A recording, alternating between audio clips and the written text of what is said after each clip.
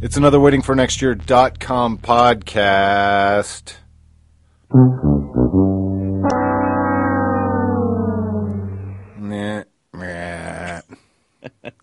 Dave Sterling, Demoko on the line, talking about a Browns loss. They led pretty much every second of the fourth quarter except the last four when, it's kind of important to be leading then. I think we should have challenged earlier which second of the fourth they were going to count. Yeah.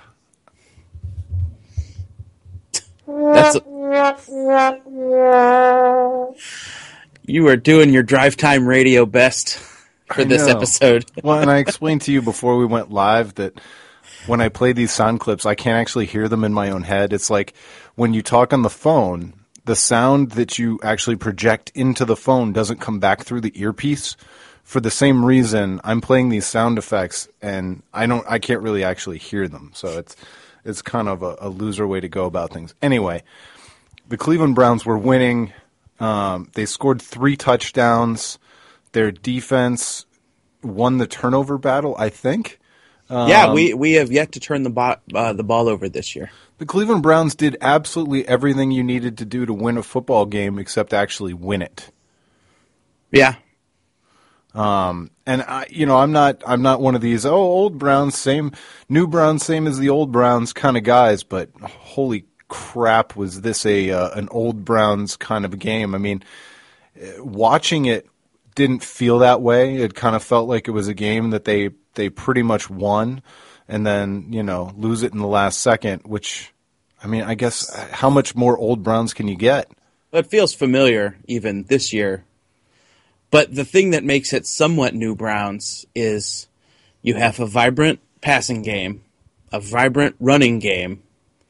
You're getting people from all over the team making plays, offense, defense, and your old reliable special teams unit that was the only highlight you had in previous years is what happens to be causing you problems this year.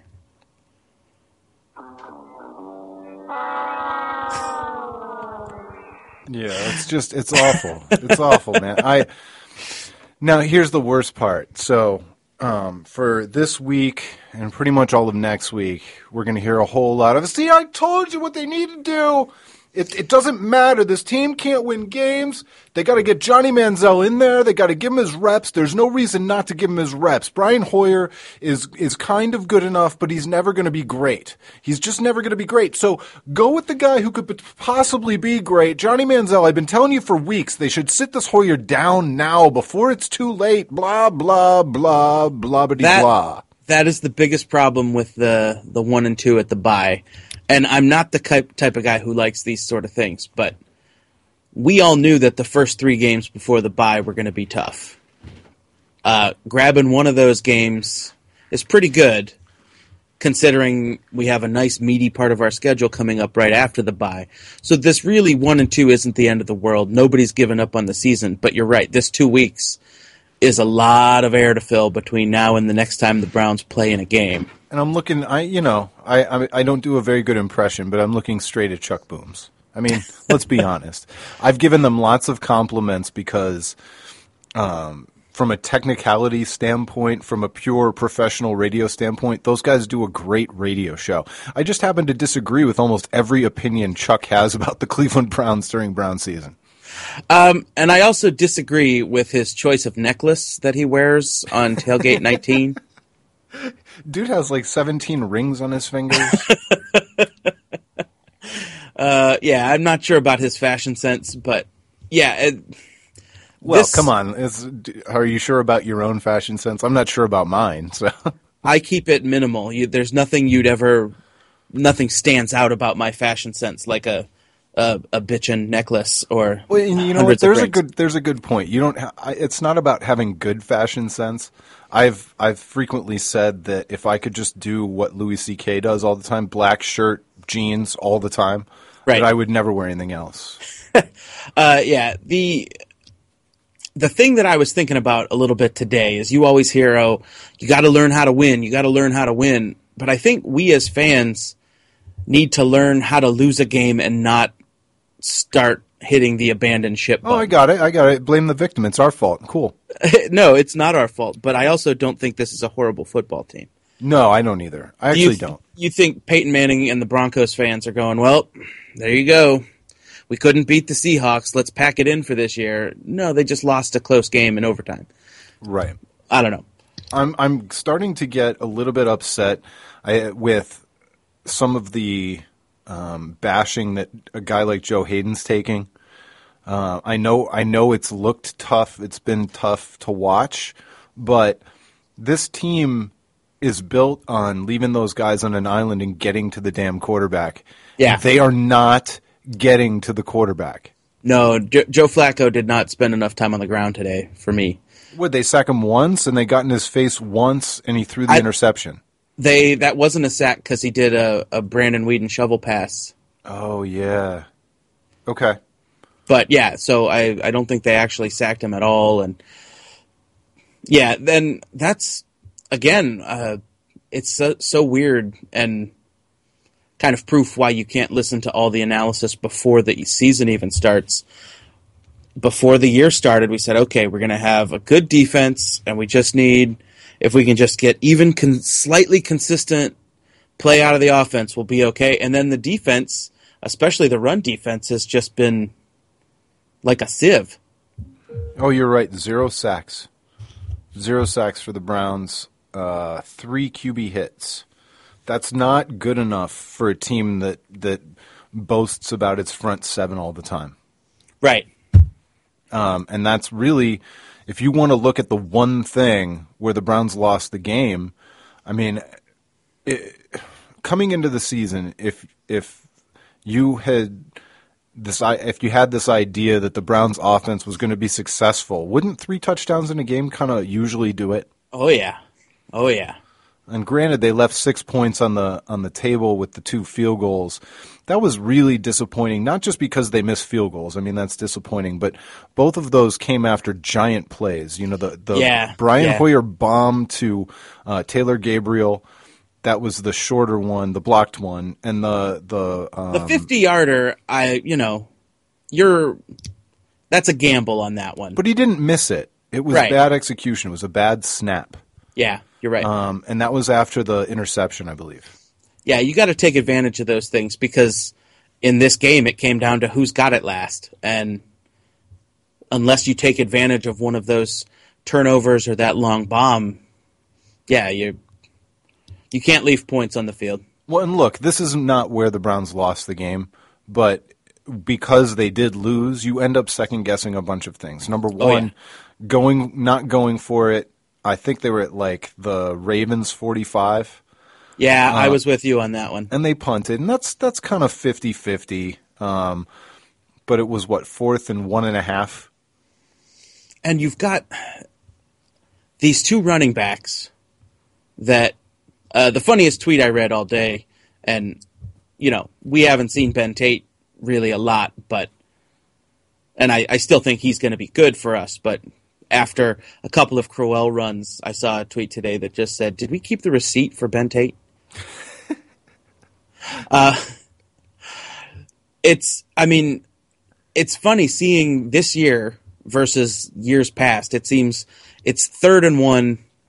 It seems when we would run a play, we'd hit the line and bounce back. When our opponents would run a play, somehow they couldn't get less than 3. And it seems like all of a sudden we can do those sorts of things now. But, yeah, I guess, well, that punt in particular, that ended up, a guy was there to down it pretty close to the 1, but he missed it, so it went to the 20, and you had about a 20-yard field position shift, so it didn't really matter that much. And then on top of that, so then the Browns have the ball back with a precarious 1-point lead and just over 2 minutes left. And I'm not sitting here trying to tell you that the Browns should have gone for it on 4th down or that they should have run it 3 times to take an additional 35 seconds off the clock. I'm just saying that once you're in that position, you gotta never give up that ball. You need to know with a 1-point lead, you've got to use 4 downs. You can't punt. You can't. You're better off giving up the field position so that they score quicker than giving them the ball at their own 45 or 50. Because I've played enough games of Madden, damn it, that I know that sometimes you have to let the other team score or at least give them an opportunity to score more quickly, especially when you've burned 2 of your timeouts via having too many defensive players on the field. That's something where you could really get after Mike Pettine and the Browns, and he took a bunch of credit for that, the loss because of those penalties of having too many men on the field, because that's absolutely ridiculous. Yeah, that is same old Browns, and that shouldn't be there at this point. I don't care how new the regime is or whatever. It can't happen. Not with Carlos Dansby, Whitner, and the one time, man, Whitner was steamed about that one penalty. Or was it a timeout? Or I think they used the timeout to avoid one of the penalties. Right, yeah. So, anyway, I agree with the coaching thing. There were just, and it's easy to sit here after the game's over, but even at the time, you're sitting there saying, well, I hope they're kind of paying attention to these things, because there is some real strategy that you'd expect them to have plans in place for, like a baseball manager who needs to evaluate situations.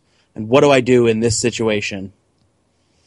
What did you think, speaking of coaching and them knowing what to do in a given situation, do you think the Browns knew that the Johnny Manziel receiver play could have been called back for that, not just the silly penalty? Right. The idea that Johnny Manziel was standing too close to his own sideline, didn't have his shoulders squared. It was totally illegal, even past the fact that they were in illegal motion. Right. No, I don't think – I don't know. It seems like they probably didn't know. The refs on the field apparently didn't know either. So. Yeah. No, well, either that or they didn't see it, because that's the problem with the play. It's illegal because it's trickery. Like it's illegal. It's so tricky. It's illegal trickery. But I don't think the ref even saw it. I think he was. I loved the idea. Sure, I love the idea, and quite honestly, that was one of the things that I felt was wasted today, just how good of a game plan, how good of a game Kyle Shanahan called. Yeah. I mean, did you have any complaints about the way he called the game? No, I really don't. I mean, even in the last couple of drives, it was all kind of execution down there. Like the game against the Steelers, the last drive where we had the ball with a couple minutes left and we needed to just head down the field and kick a field goal, I felt like he didn't do it. He tried to do like a bubble screen or something like that when you had been running the ball very well and passing the ball pretty well. That Steelers game, I felt he didn't do a great job in the fourth quarter. But this one, yeah, it was all execution stuff. Oh, I'm really not like, I wasn't kick the cat angry or kick the dog angry after the game, and I'm even not now. It's just I'm bemoaning the loss because of the next 10, 15 days, 10, 12 days. Yeah, exactly. Yeah, no, I wasn't super upset that they lost. It was a good game. And again, this is Stockholm Syndrome of a Browns fan, but I'm also not going to be so negative about it. It's, they played a good football team and they lost a close game. That's what happens to half the teams every week. They lose, and I know you need to expect more than just not being embarrassed, but if you look at the lineup of teams we have coming up, there are some embarrassing teams in there that have had embarrassing losses, and hopefully we'll take advantage of that as we move on and kind of build some momentum. But yeah, I wasn't super angry, but you're right. Just hearing, I already started to hear it, and then I already saw it go so far past that it's all the way around, that some people on Twitter were saying, oh, for the next 2 weeks, it's the people that are holding on and saying, oh, no, everything's all right. Oh, good. Backlash to the backlash already. Yeah, exactly. We're already, and it's only, Sunday evening. All right, well, let's talk about important stuff, okay? Let's do it. What was it like? How was the crowd? You were Ubering pregame folks, tailgaters. Well, the story that I need to tell. And if it's not entertaining, make it up. I will. Today was okay entertaining. Last week, I woke up with plans to go up there around 8:30 in the morning.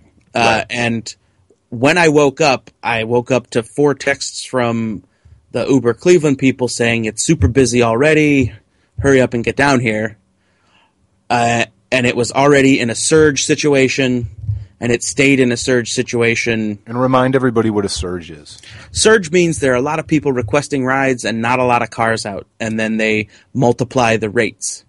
So it would be, at one point it was 5 times the normal rate, but I didn't get any actual calls at that. I think they killed their own surge at that point by raising the rates too much. But so last week it was kind of crazy, and I had one pretty good ride and then a couple of really short rides downtown, and then I had some people kind of screw me over on not showing up for about 10 minutes, even though the one guy was standing outside, didn't motion to me, and I'm like, well, I've given you 10 minutes and I've called you a couple of times, and then I canceled the trip and was going to move on, and then they come up and get in the car. Oh. And I said, well, I'm afraid the trip's been canceled. I can't take you. And they said, well, why? I said, well, I called a couple of times. You weren't answering, and no one, you're supposed to be ready when I get here. Oh, well, I said, well, you could try to re-request me and we'll go.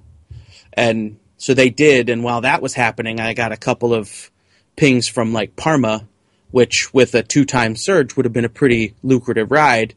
And then they ended up getting assigned another driver. And she says, well, this says so-and-so is going to be here in 11 minutes. Do we have to wait 11 minutes? I said, well, I'm afraid so. Well, that's inconvenient, which I don't say any of these things to an actual rider, but so was sitting here for my 11 minutes while you guys didn't make any attempt to get down here. But see, and these are the kinds of things that would keep me from doing it, because you also have to worry about your rating as a driver. Well, if you're too crappy to them. Well, yeah, I'm never really crappy to them, even if I feel like it. Except now on the podcast. Eat it, now. Uber riders. So then this week...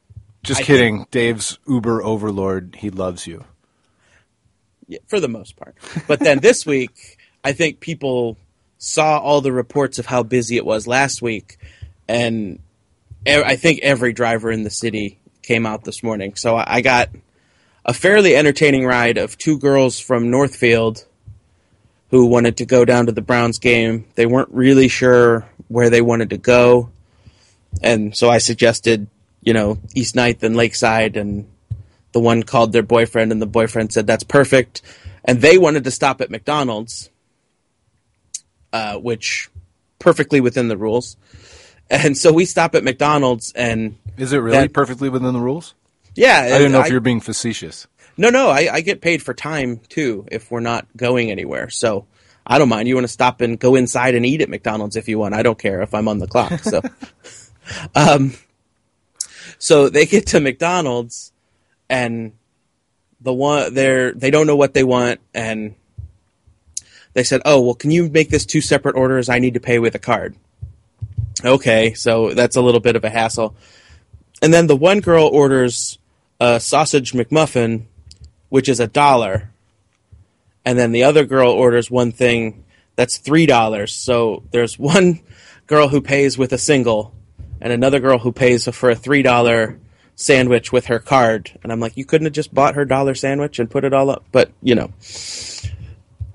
The strangeness of youth. Yeah. They don't, I mean, I don't know. Well, I mean, when I was a kid, we didn't even put anything on cards yet, really. But yeah, me either. especially, McDonald's didn't start taking credit cards until what? Late 90s, early 2000s? Yeah, and before that, the secret was Subway would always take cards. So, because they did party subs and stuff. So if you didn't have anything, if you didn't have any cash, you could always hit up a Subway back in those days. Is somebody playing the saw near you? Yeah, hold on. Let me go tell my wife to not vacuum right above me.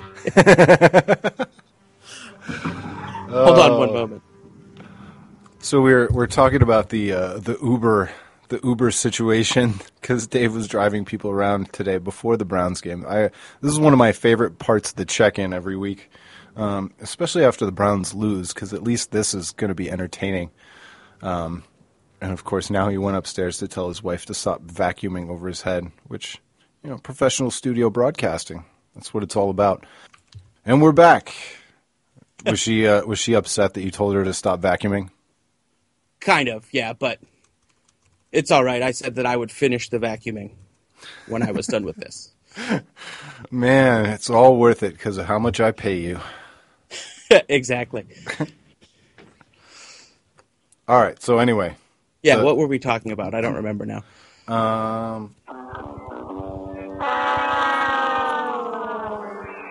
The McDonald's duo. Oh, yeah. And, yeah, they were they were very curious about how Uber worked, but I think they were just humoring me at some point. Couldn't think of anything to talk about. See, this is another thing that I've thought of. If I went and did it, I would take the family mobile with the DVD player in it. Yeah, you could just put something on there for them. Just same stuff I showed to my kids, too. It'd be all Pixar. And then people probably wouldn't talk to me. Those movies are so entertaining, you can jump in anywhere and watch them. Yep. So I let them pick whatever they wanted on Spotify. Okay. But then they just picked the top hits, and I would never let anybody control my Spotify. It's a service business, man. Service business. All right. Well, we're just over 20 minutes now, and we don't need to go all night. But I have some very important business before we wrap up this podcast. Everybody knows, and we've talked about it a lot on Waiting for Next Year, how entertaining it is to have Joe Banner on Twitter. But it's not nearly as entertaining as it would be if he was on the waitingfornextyear.com podcast.